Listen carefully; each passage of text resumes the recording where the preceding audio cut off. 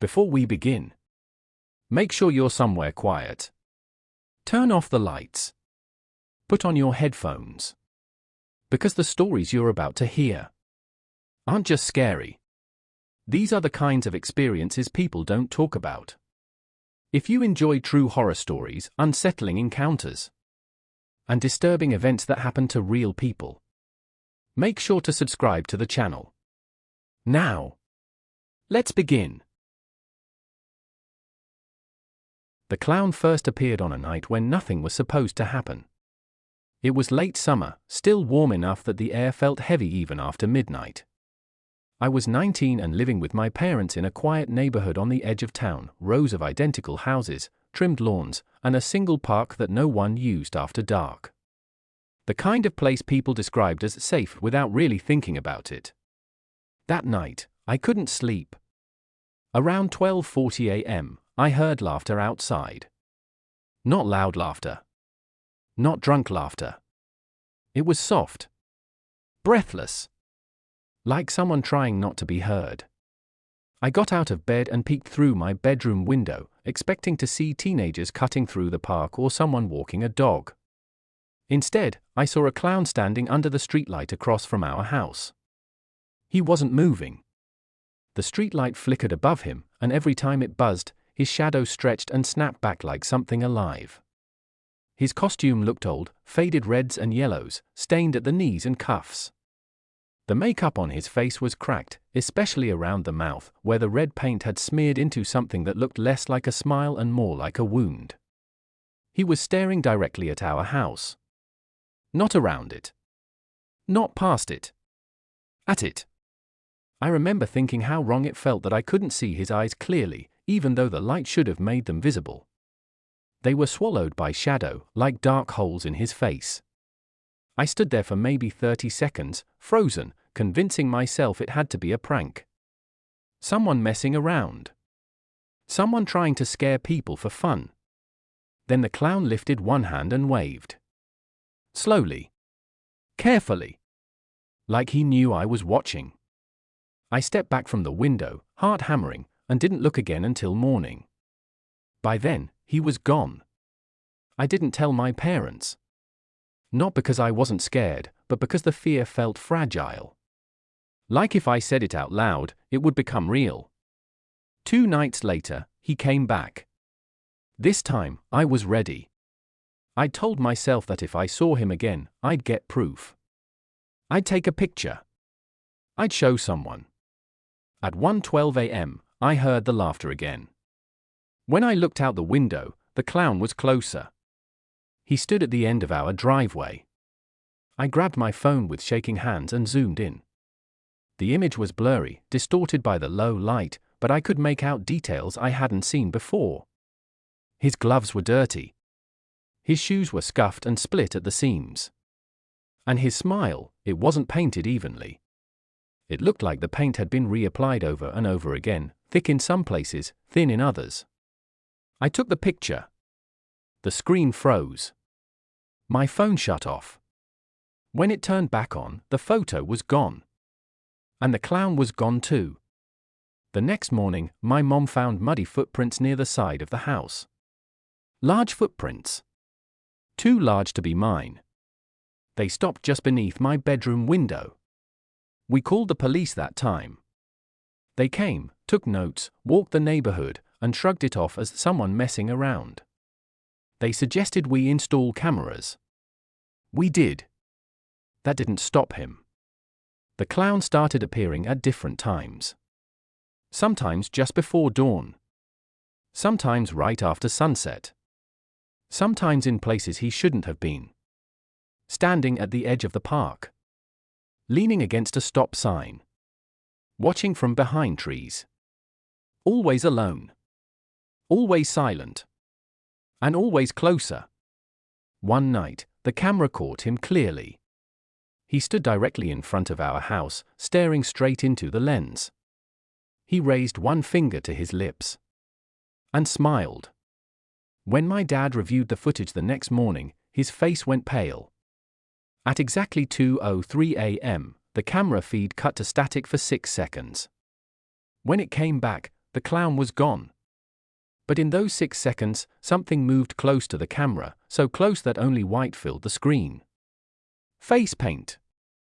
Pressed directly against the lens. A week later, our neighbor's kid went missing. He'd last been seen walking home from a friend's house near the park. Search teams found his backpack 2 days later. Inside was a red balloon. Deflated. Tied with string. After that, the clown stopped appearing. No more laughter. No more shadows. No more footprints. Life slowly returned to normal. People stopped talking about it. But sometimes, late at night, when I'm half asleep, I remember one detail that never made sense. The clown never carried balloons. Never juggled. Never performed. He just watched. Like he was waiting for something. Or someone. I never actually saw the clown the first time. I only saw what he left behind. I was 26 and living alone in a townhouse complex on the outskirts of the city. The place was quiet, clean, and boring, rows of identical units, shared parking lots, and one small playground that always looked abandoned, even during the day. I worked overnight shifts at a warehouse, so I usually got home around 3:30 a.m. By then, the neighborhood was silent. No traffic. No lights. Just the dull orange glow of street lamps and the sound of my own footsteps. That's why I installed security cameras. Not because I was paranoid, just because my hours were weird, and I didn't like the idea of sleeping through half the night without knowing what was happening outside. The first strange thing happened on a Wednesday. When I got home that morning, my front door was unlocked. I knew for a fact I'd locked it. I always did. I even had a habit of checking it twice before leaving. Nothing inside looked disturbed. No missing items. No drawers opened. No mess. I assumed I'd made a mistake. That night, when I checked the camera footage out of curiosity, I noticed something odd. At 2:17 a.m., the front camera activated. The video showed my porch. Empty. For a few seconds, nothing happened. Then, slowly, a figure stepped into frame. A clown. He wasn't exaggerated or cartoonish. No bright wig. No floppy shoes. Just a dull, off-white costume with faded red accents. The fabric looked heavy, like it had absorbed moisture over time. He stood perfectly still in front of my door. Not knocking. Not moving. Just staring straight into the camera. The timestamp showed he stood there for 9 minutes. At 2:26 a.m., the camera glitched, static filled the screen for less than a second. When the image returned, the porch was empty. I checked the door in the video. Unlocked. That's when I felt the first real wave of fear. The next few nights, nothing happened. I told myself it was a prank. Someone messing with the cameras. Maybe a costume party nearby. Then the footage started appearing from inside the house. It began with a living room camera. At 1:54 a.m., motion detection triggered. The footage showed my couch, my coffee table, my darkened TV screen. Then, from the edge of the frame, something moved. A white-gloved hand. It rested on the back of my couch. Slowly, the clown leaned into view. No makeup this time. Just pale skin. Dark eyes. A faint smile that didn't reach them. He stared directly into the camera. And whispered something. There was no audio on my cameras. But I could see his lips move. He stayed there for almost 5 minutes.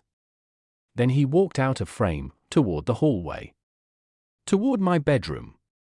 I didn't sleep in my house after that. I stayed with a friend and called the police in the morning. They searched the place. Found nothing. No signs of forced entry. They suggested changing locks. I did. I upgraded the cameras too. That's when the footage got worse. The clown started appearing every night. Sometimes outside. Sometimes inside. Always between 1 o'clock and 3 a.m. Sometimes he stood inches from the camera lens, his breath fogging it slightly. Sometimes he sat at my kitchen table. Once, he lay down on my bed and stared at the ceiling. He never touched anything. Never made a mess. Never stole. He just occupied the space. The police stopped taking my calls seriously after the third time. They said the footage could be edited. They said it looked staged. One officer suggested I was doing it myself. Then came the night I almost died. I broke routine and came home early, around midnight, because my shift was cancelled. I parked farther away than usual. As I walked toward my unit, I noticed the porch light was on. I never left it on. I slowed down. That's when I saw movement through the front window. Someone was inside. I pulled out my phone and opened the camera app. The front camera was live. And there he was. Standing just on the other side of the door. Facing it. Like he knew I was coming. I didn't move. I didn't breathe. After a few seconds, he raised his hand. And knocked. From the inside. 3 slow knocks. Then he leaned close to the camera and mouthed words I could finally understand. "You came home early." I ran. I didn't stop running until I reached the main road. I never went back.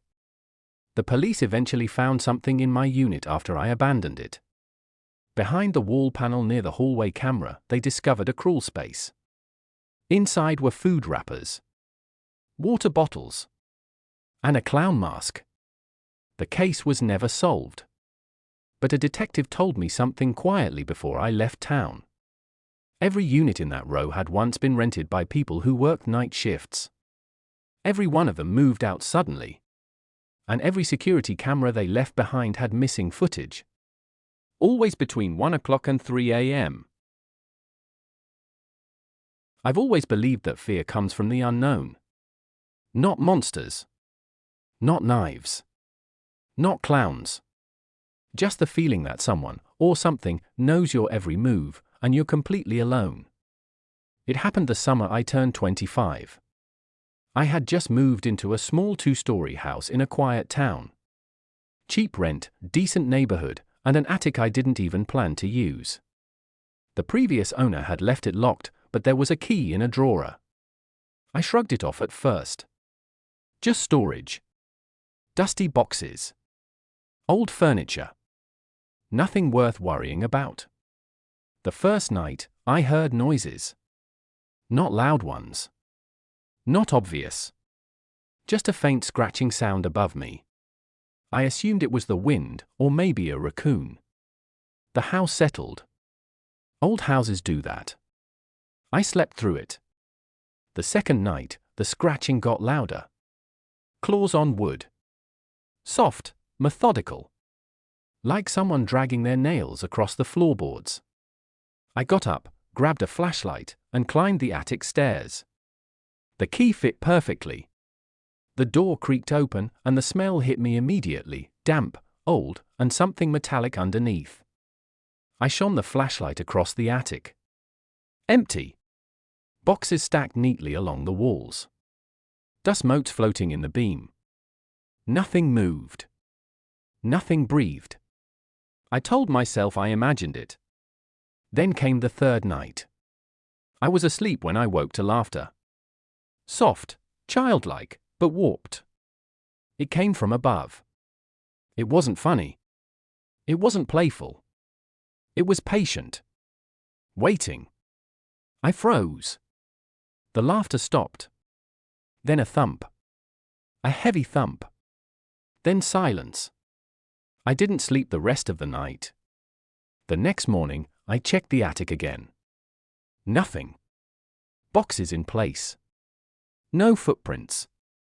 No signs of anyone ever being there. Just the smell. Metallic. Fresh. Weeks passed. The scratching continued, always at night. I tried ignoring it. I tried telling myself I was going crazy. Then the clown appeared. I was home alone one Friday evening, cooking dinner, when I heard a low thud from upstairs. I ignored it. Then another, heavier. And then, laughter. I ran up the stairs, heart pounding. The attic door was wide open. I had locked it that morning. Inside, a small figure crouched in the corner. A clown. Not bright, not cartoonish. Dull grey and red, costume faded and torn, gloves stained, and the paint cracked. Its eyes were dark hollows. Its mouth stretched into a smile that seemed alive. It didn't move. It just watched. And then it spoke. Finally, someone to play with. I stumbled back, almost falling down the stairs. When I looked again, it was gone. I called the police. They found nothing. Said maybe someone had broken in. I changed the locks. Reinforced the attic door. The next week, I found footprints in the kitchen. Tiny, childlike. Covered in dust. Leading to the attic stairs. And on the stairs? Red paint smeared across the carpet. I didn't go upstairs that night. I slept on the couch. Then came the whispers. Soft, urgent, at night. Come play. Come play. Always from above. One night, I couldn't take it anymore. I went upstairs. The attic smelled worse than ever. Metallic. Like blood. The clown was there. Standing in the center, perfectly still. I tried to run. It stepped forward. Slowly. Gloved hands outstretched. I tripped, fell, and scrambled backward. The clown was suddenly in the corner of the room, watching me with that smile, unmoving, impossibly calm. I screamed. The sound echoed in the attic. Then silence. I ran out of the house and never came back. Weeks later, a neighbor told me something I still think about every day. They said the previous owner moved out because the clown was already here, the neighbor whispered. And I realized, it doesn't need an invitation. It doesn't need a reason. It just waits. In attics. In basements. In the empty spaces you never check. And sometimes, it chooses you.